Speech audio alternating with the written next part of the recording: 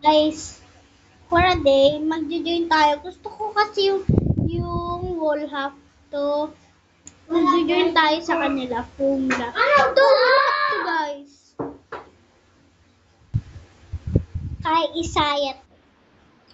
Guys, kasi nga, pinsan ko yun. So, nandito siya ngayon. Mag-hi ka naman, Saya. Hi, guys. Tapos, hi din ako sa vlog niya. Nagba-vlog din kasi siya. Yung name niya ay Saya sa TikTok. Ay, hindi. King Isaya.